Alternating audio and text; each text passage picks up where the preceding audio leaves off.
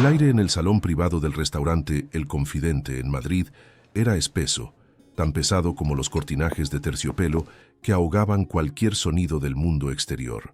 Alejandro de la Torre, un hombre que había construido un imperio de biotecnología sobre la base de una desconfianza casi patológica, removía el hielo en su vaso, sintiendo un escalofrío que no tenía nada que ver con la temperatura. El silencio fue roto, no por una palabra, sino por una presencia. 5 hombres, con trajes tan caros como el suyo, pero con un ajuste que delataba algo más que músculo de gimnasio, entraron con la fluidez de una manada de lobos.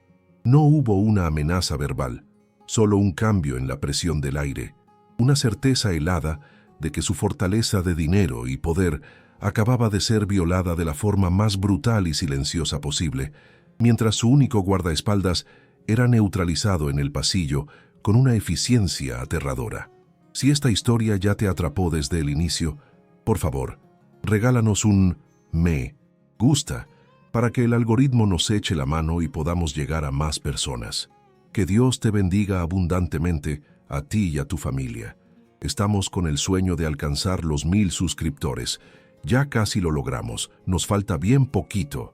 Ayúdanos con tu suscripción a hacer realidad esta meta que tanto anhelamos. Y ahora, sin más, regresemos al lujoso infierno en el que se ha convertido esta cena, donde el destino está a punto de dar un giro que nadie, absolutamente nadie, podría haber imaginado.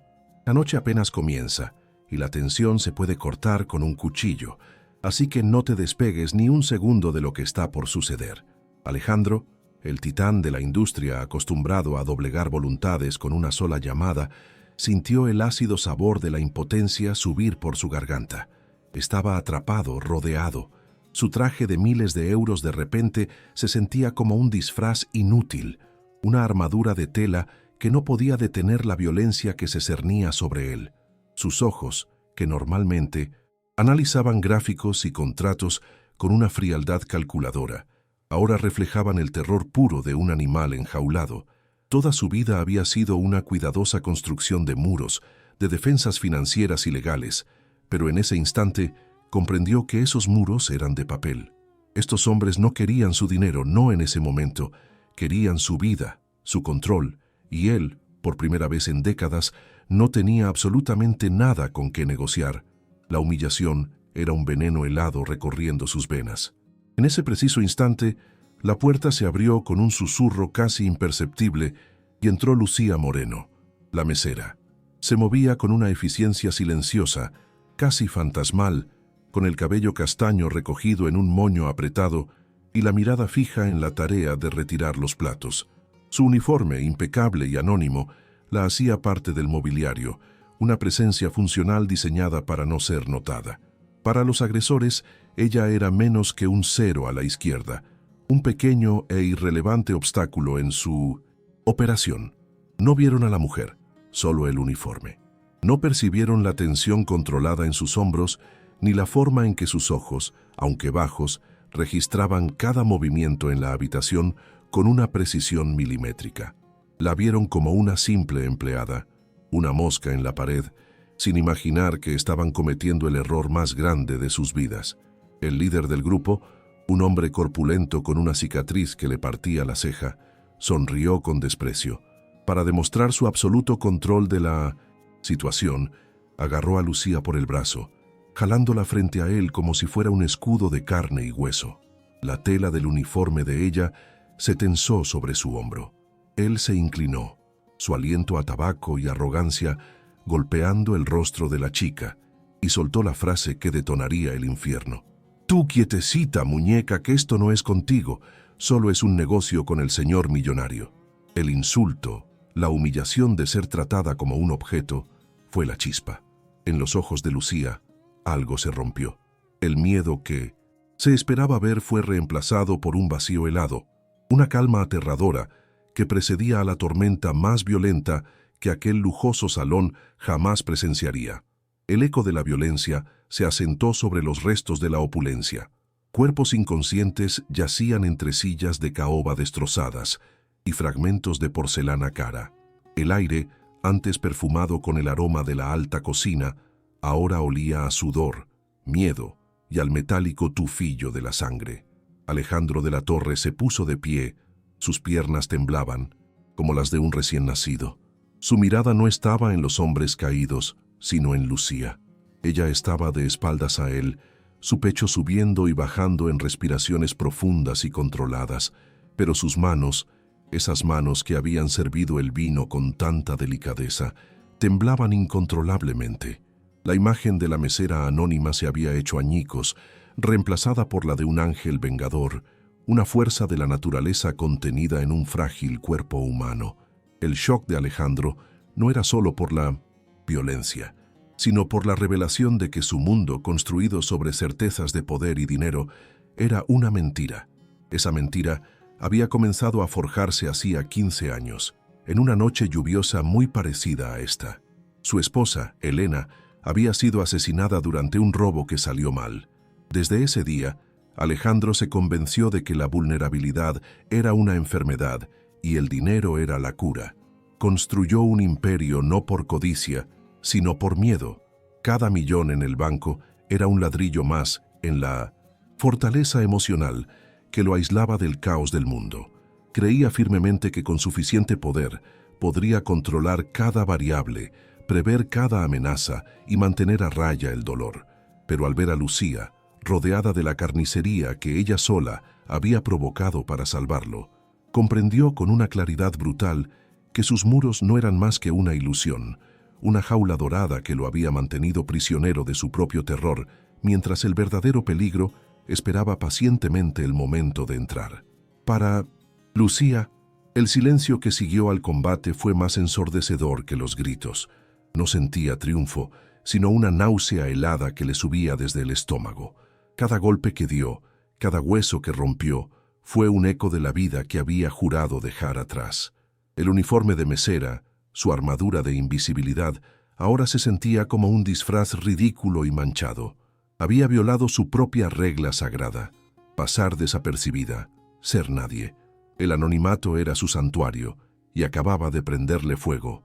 El pánico se apoderó de ella, un instinto primario que le gritaba que corriera, que desapareciera antes de que los fantasmas de su pasado, atraídos por el olor de la pólvora y la violencia, la encontraran.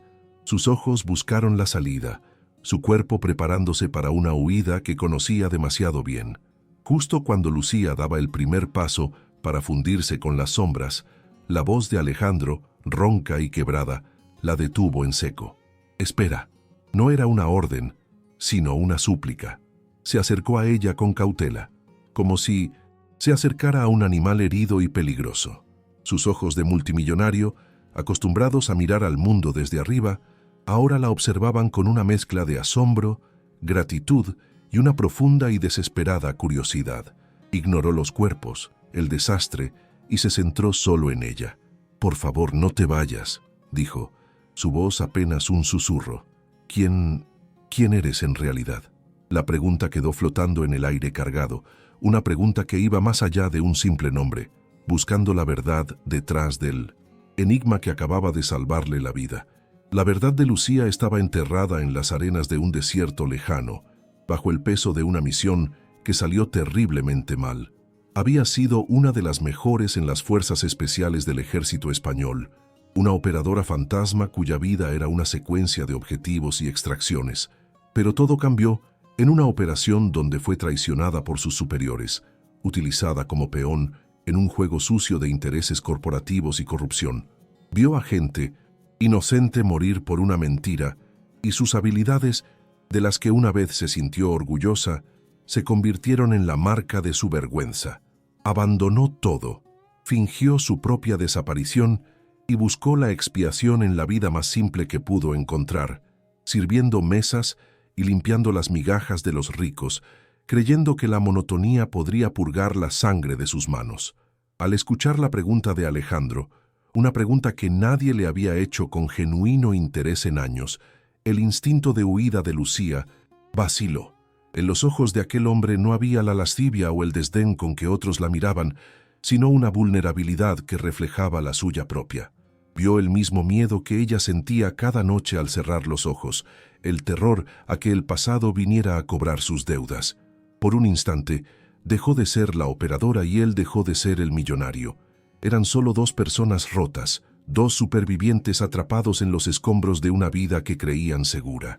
Esa inesperada conexión, ese destello de humanidad compartida, fue un ancla en medio de su tormenta de pánico, obligándola a quedarse, a escuchar. Alejandro, leyendo la duda en su rostro, supo que el dinero no serviría de nada. Le ofreció lo único que realmente importaba. «No sé de qué estás huyendo», comenzó, su voz ganando firmeza. «Pero sea lo que sea, yo puedo ayudarte. Tengo recursos, contactos. Puedo hacer que desaparezcas de verdad, construirte una nueva vida donde nadie te encuentre. A cambio», hizo una pausa, mirándola directamente a los ojos. «A cambio, quédate a mi lado, protégeme. Lo que hiciste aquí, nombre, nunca he visto algo así. Te necesito». No era una propuesta de trabajo, era un pacto, su poder para ocultarla, a cambio de su poder para defenderlo. Una simbiosis nacida de la desesperación y la violencia, una alianza de dos mundos que acababan de colisionar de la forma más brutal. La llegada de las sirenas rompió el tenso silencio. Las luces rojas y azules bailaron sobre los rostros pálidos de 1200 de los agresores caídos. Para Lucía ese sonido significaba interrogatorios, registros, el fin de su anonimato.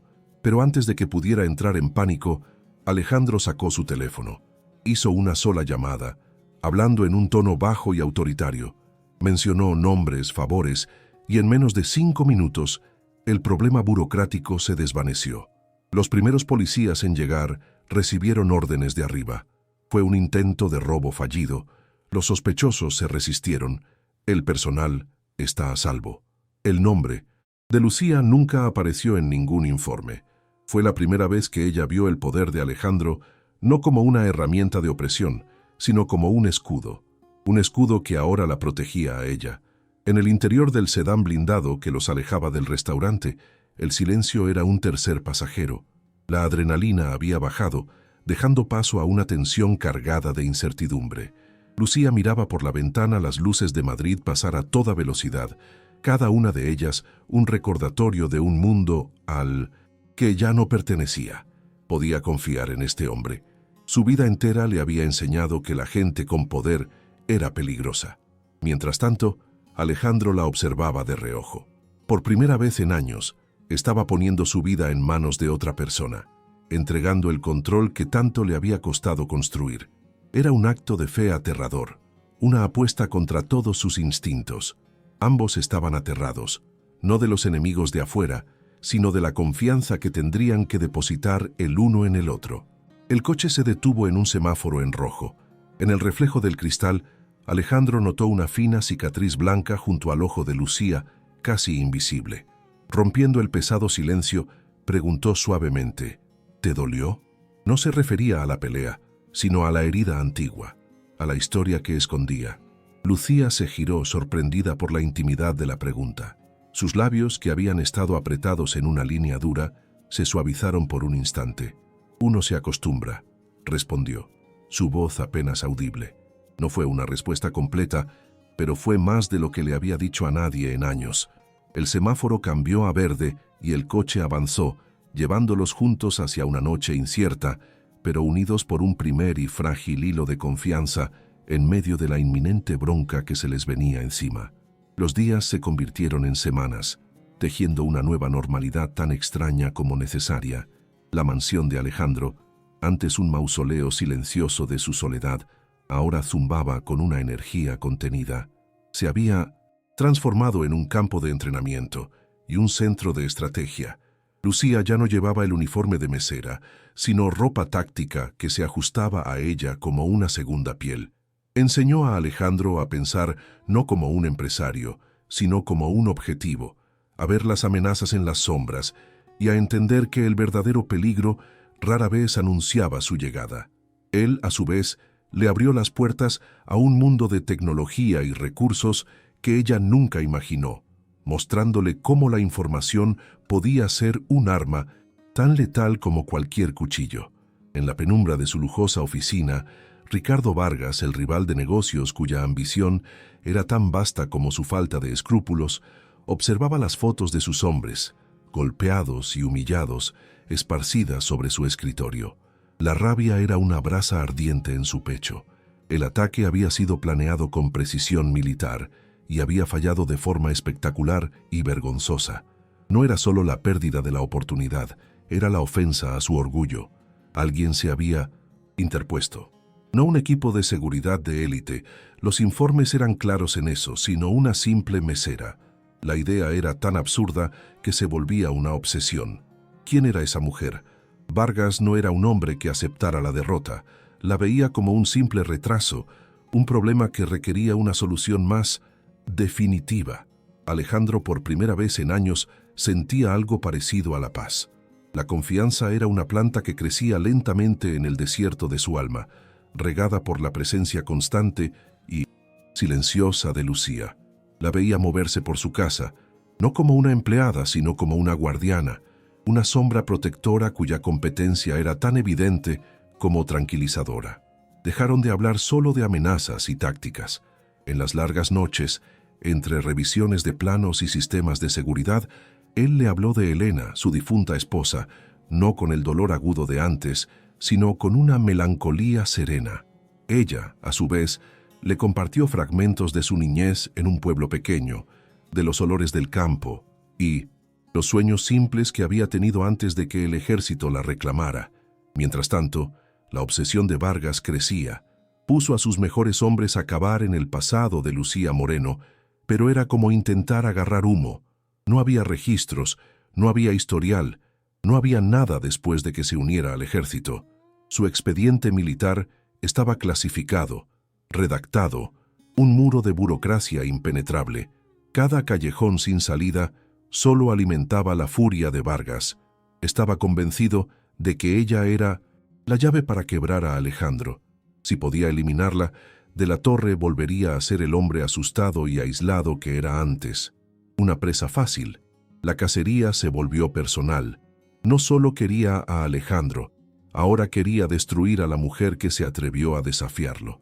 Lucía sentía la soga invisible apretándose. Aunque estaba segura en la fortaleza de Alejandro, sabía que el anonimato que había construido con tanto esmero estaba hecho añicos. Su rostro estaría ahora en las bases de datos de gente muy peligrosa. Vivía en un estado de alerta perpetua, su cuerpo siempre tenso, listo para reaccionar. Una noche, mientras observaban las cámaras de seguridad, Alejandro notó la fatiga en sus ojos.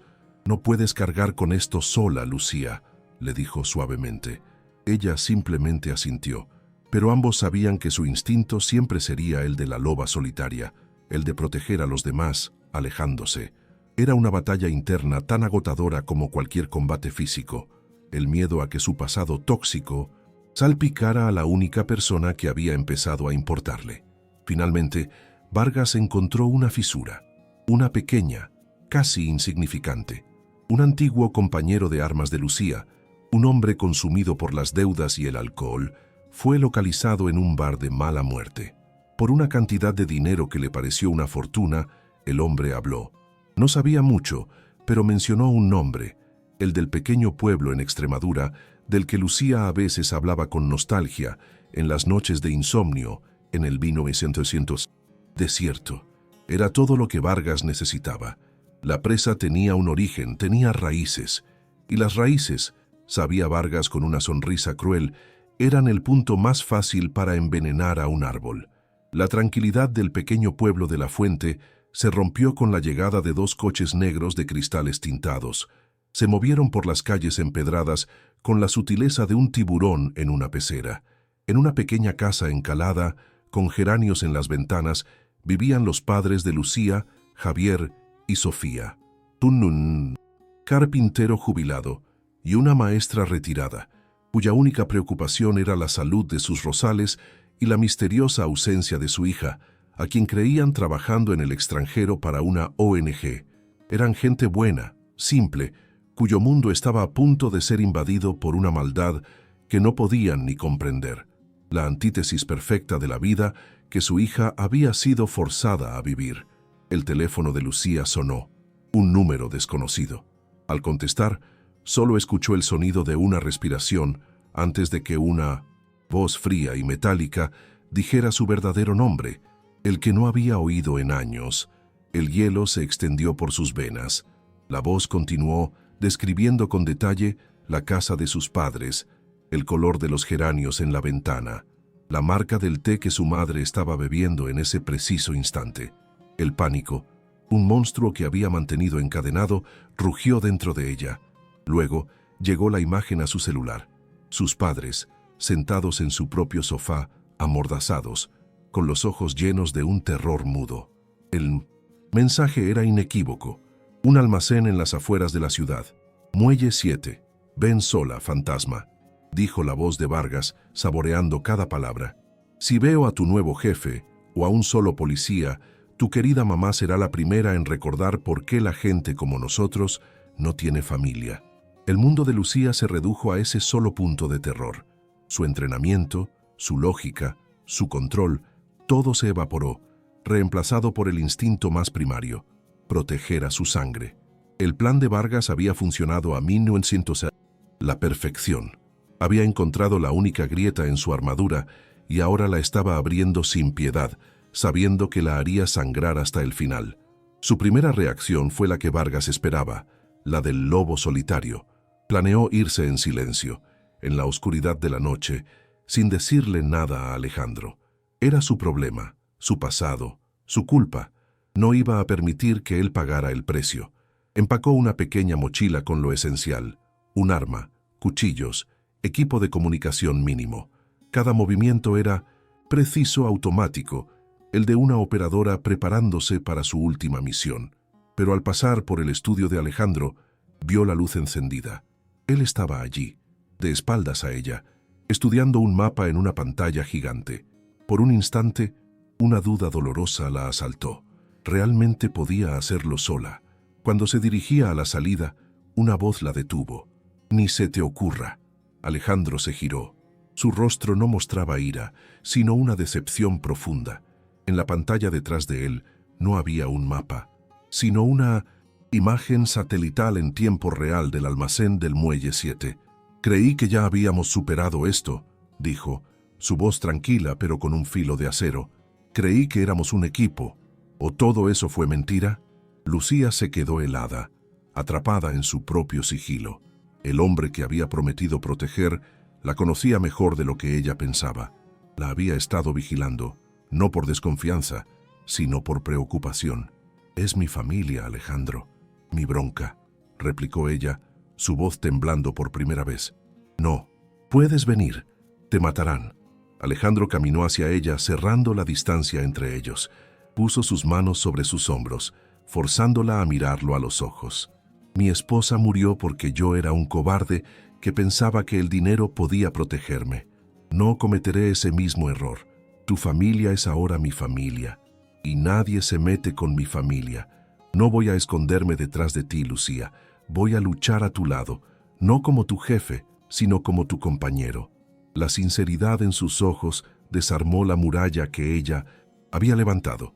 Por primera vez se permitió derrumbarse, aunque fuera por un segundo. El peso de años de soledad y miedo la golpeó con toda su fuerza. Alejandro no la abrazó, simplemente se quedó allí, firme, siendo el ancla que ella necesitaba desesperadamente. «No eres una liability, eres mi estratega», dijo ella, su voz recuperando parte de su firmeza. «Pero si vienes, harás exactamente lo que yo te diga». Él asintió sin dudarlo. «Tienes mi palabra. Ahora dime el plan. Muéstrame cómo». Desmantelamos a ese hijo de puta. El plan que trazaron fue una sinfonía de dos mundos. La letalidad táctica de Lucía se fusionó con la infinita capacidad tecnológica de Alejandro. Mientras se dirigían al almacén, él desplegó un pequeño dron de vigilancia del tamaño de una libélula, que se deslizó por una ventana rota del almacén. En una tableta obtuvieron el plano del lugar, la posición de los guardias, la ubicación de sus padres, el nido de francotiradores en el techo.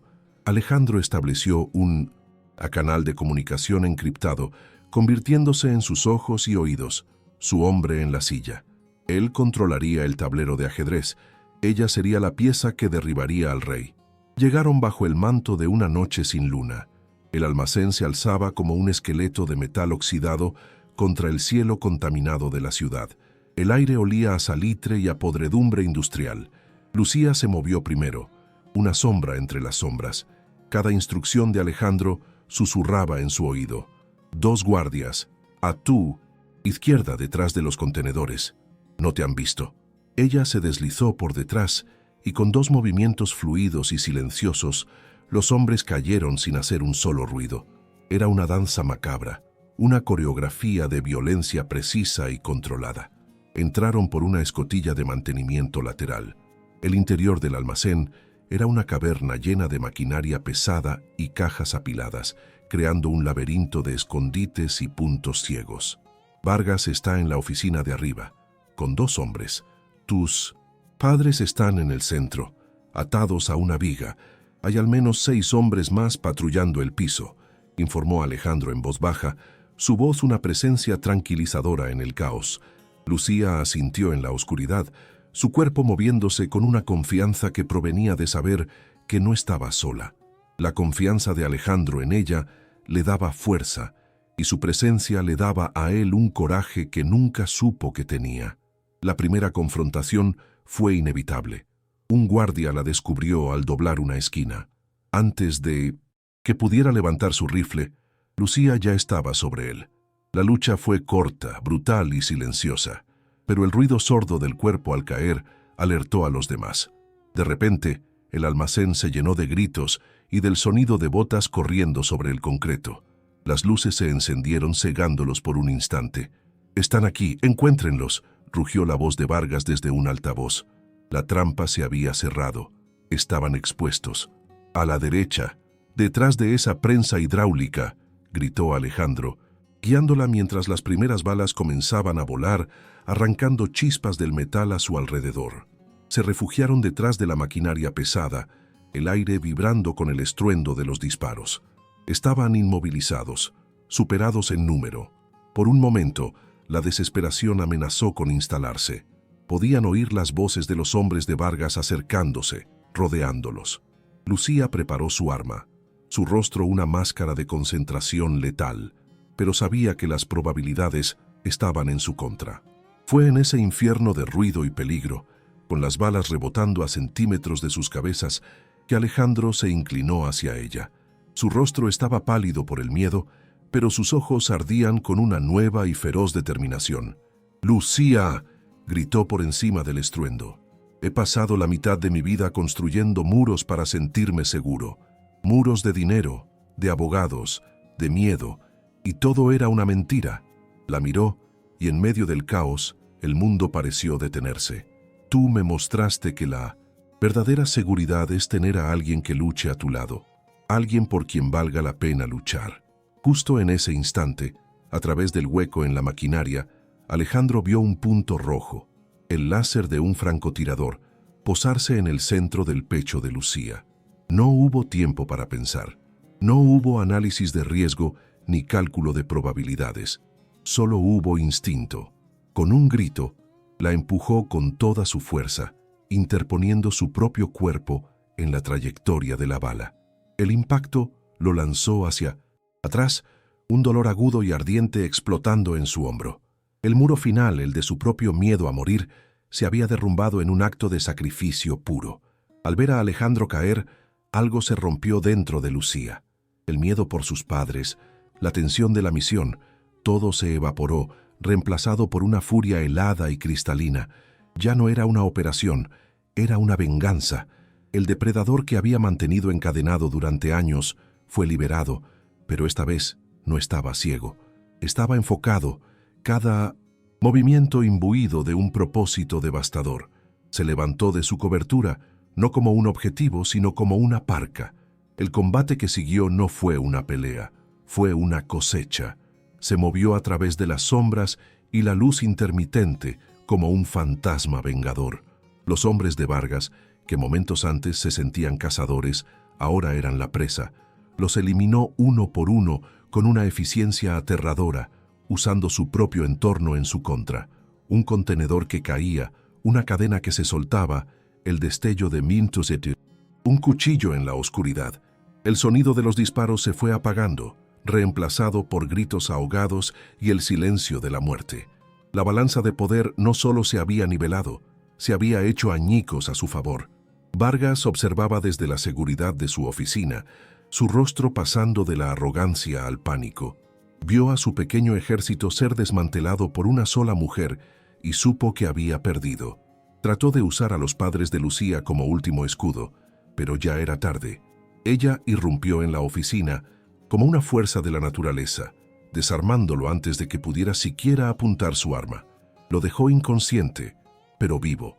La justicia, decidió, no vendría de su mano, sino de la ley que él creía poder comprar. Con la amenaza neutralizada, corrió de regreso al lado de Alejandro. Él estaba en el suelo, pálido, presionando una mano temblorosa contra la herida sangrante de su hombro, pero estaba consciente. Sus ojos la encontraron, y a pesar del dolor, una pequeña sonrisa se dibujó en sus labios. «Parece que arruiné tu plan», susurró con voz débil. Lucía se arrodilló a su lado, arrancando un trozo de su propia camisa para hacer un vendaje de presión. Sus manos, normalmente tan firmes, temblaban. «Salvaste mi vida, Alejandro», dijo, su voz quebrada por una emoción que ya no podía reprimir. Sus padres, liberados y a salvo, corrían hacia ellos, y en medio del caos, una nueva familia, forjada en fuego y sangre, comenzaba a tomar forma. ¿Te está gustando esta historia? Deja un like y suscríbete al canal. Muchas personas no dejan el like, y eso nos entristece mucho. Contamos con su ayuda. Ahora continuamos con el vídeo. La luz de las sirenas que se acercaban pintaba de azul y rojo la escena. Lucía se mantuvo arrodillada junto a Alejandro, su mano firmemente presionada sobre su herida, un ancla en la tormenta que acababa de pasar. Los paramédicos entraron con prisa, pero ella no se movió hasta estar segura de que él estaba estabilizado. Mientras lo subían a la camilla, sus ojos buscaron los de ella. No hubo necesidad de palabras. En esa mirada se selló un pacto que iba más allá de cualquier contrato, una promesa de lealtad inquebrantable que ambos sabían que duraría para siempre. Sus padres, Javier y Sofía, la abrazaron con una fuerza desesperada. Las lágrimas corrían por sus rostros mientras la tocaban, asegurándose de que era real, de que estaba a salvo. «¿Por qué no nos dijiste nada, hija? ¿Qué es toda esta vida?», sollozó su madre. Lucía los abrazó de vuelta, inhalando el aroma familiar de su hogar, un aroma que creía haber perdido para siempre. «Se acabó, mamá. Les prometo que se acabó. Ahora voy a cuidarlos», susurró. Y por primera vez en una década, esa promesa no se sentía como una mentira. En la ambulancia, camino al hospital, Alejandro, a pesar de la morfina, se negó a soltar la mano de Lucía. «Vargas», comenzó a decir con dificultad. «No te preocupes», lo interrumpió ella suavemente. «Está vivo. Tendrá que enfrentarse a algo peor que nosotros, tus abogados». Una débil sonrisa se dibujó en el rostro de Alejandro. Habían ganado. No solo la batalla en el almacén, sino la guerra contra sus propios demonios. Él había aprendido a confiar y a arriesgarse, y ella había aprendido que no tenía que luchar sola. El viaje al hospital fue un borrón de luces y sonidos, pero en medio de ese caos, Lucía sintió una calma que no había experimentado en años. La adrenalina se disipaba, dejando no el vacío habitual, sino una sensación de propósito. Miró a Alejandro, a su rostro pálido pero pacífico, y luego pensó en sus padres, a salvo en el coche que los seguía. Se dio cuenta de que sus habilidades, esa parte de ella que tanto había odiado y temido, no eran una maldición. Utilizadas para proteger a quienes amaba, se convertían en una bendición. Al llegar al hospital, una multitud de reporteros ya los esperaba, atraídos por la noticia de un tiroteo que involucraba a un famoso multimillonario. Pero el equipo de seguridad, mira de mea. Alejandro, alertado de antemano, formó un muro humano impenetrable, escoltándolos a través de una entrada privada. Mientras lo llevaban a cirugía, Alejandro apretó la mano de Lucía por última vez. «Esto es solo el comienzo», dijo, su voz apenas un susurro, pero cargada de convicción. Y Lucía, por primera vez, miró hacia el futuro no con miedo, sino con una incipiente y desafiante esperanza. Sabía que tenía razón.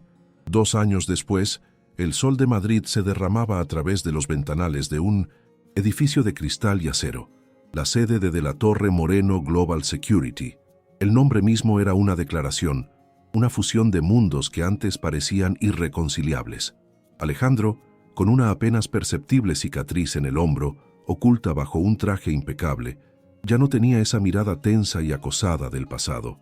Ahora, sus ojos brillaban con un propósito renovado mientras observaba el bullicioso centro de operaciones. Había canalizado su vasto imperio no solo hacia la biotecnología, sino hacia una nueva misión: crear un escudo para aquellos que no lo tenían. Su empresa no protegía a dictadores ni a criminales corporativos, protegía a innovadores cuyas ideas amenazaban el status quo, a periodistas que buscaban la verdad en lugares peligrosos y a activistas que luchaban contra la opresión. Había transformado su miedo personal en una fuerza para el bien global, entendiendo que la verdadera seguridad no era aislarse, sino empoderar a otros. Lucía Moreno ya no era una sombra, de pie frente a una nueva clase de reclutas, vestida con un elegante traje de negocios que irradiaba autoridad. Era una figura de poder y pasión. Su cabello ya no estaba en un moño apretado, sino que caía libremente sobre sus hombros, un símbolo de su propia liberación. Su voz, antes un susurro, ahora resonaba en la sala de entrenamiento, clara y firme, llena de la convicción de alguien que había encontrado su verdadero lugar en el mundo. Ya no huía de sus habilidades, las había abrazado, refinado y ahora las transmitía a una nueva generación de protectores. Enseñaba no solo a luchar, sino a pensar, a anticipar, a proteger con inteligencia y compasión, principios que ella y Alejandro habían cimentado como la filosofía central de su organización. Era una líder, una mentora, y finalmente estaba en paz con la guerrera que llevaba dentro. El vínculo entre Alejandro y Lucía había trascendido la relación de jefe y empleada, convirtiéndose en una asociación profunda, basada en el respeto mutuo y un afecto silencioso pero inquebrantable. Eran familia, forjada no por la sangre, sino por la adversidad y la elección. A menudo, después de un largo día, se sentaban en la oficina de Alejandro, no estudiando amenazas, sino compartiendo un café, discutiendo ideas, riendo. Los padres de Lucía, ahora viviendo en una tranquila casa cerca de la ciudad, eran visitantes frecuentes, llenando el ambiente con el calor y la normalidad que ambos habían anhelado. Alejandro, el hombre que se había encerrado en una fortaleza de soledad, ahora estaba rodeado de vida y de un amor genuino, habiendo descubierto que la conexión humana era la única defensa real contra el caos del mundo. El epílogo de su transformación no se veía solo en sus vidas, sino en el impacto que tenían. En un monitor en el centro de operaciones, una noticia mostraba a una periodista de investigación, una de sus protegidas, revelando un escándalo de corrupción masiva en un país lejano, a salvo gracias al equipo que Lucía había entrenado personalmente. En otro, un científico que había desarrollado una tecnología de agua limpia para comunidades desfavorecidas trabajaba sin miedo, sabiendo que la organización de Alejandro lo respaldaba. La empresa no era solo un negocio, era un legado, una prueba viviente de que el poder y la habilidad, cuando se usan para defender a los vulnerables, pueden cambiar el mundo para mejor, demostrando que el mayor activo de una persona no es lo que posee, sino a quién elige proteger. Desde la ventana de su oficina, Alejandro observaba a Lucía abajo en el patio, compartiendo una risa con sus reclutas. La tensión había desaparecido de sus hombros, reemplazada por una calma serena. Había encontrado no solo seguridad, sino redención. Lucía, sintiendo su mirada, levantó la vista y le devolvió una sonrisa genuina, una sonrisa que hablaba de batallas ganadas, de futuros construidos y de una alianza inquebrantable. Juntos habían enfrentado la oscuridad y habían salido no solo ilesos, sino más fuertes, más completos, demostrando que la verdadera fortaleza no reside en la riqueza o en el poder, sino en el coraje de confiar, en la lealtad forjada en el fuego y en la inesperada fuerza que se esconde en el corazón de las personas más ordinarias. Su historia, que comenzó con violencia y miedo, había encontrado su fin en la esperanza y un propósito compartido que trascendía todo lo demás. ¿Crees que es posible perdonar los errores del pasado para construir una familia mejor? Deja un like si crees que el amor verdadero siempre encuentra el camino. Suscríbete para más historias donde la bondad triunfa. Comenta, la familia es todo. Si tú también crees en las segundas oportunidades.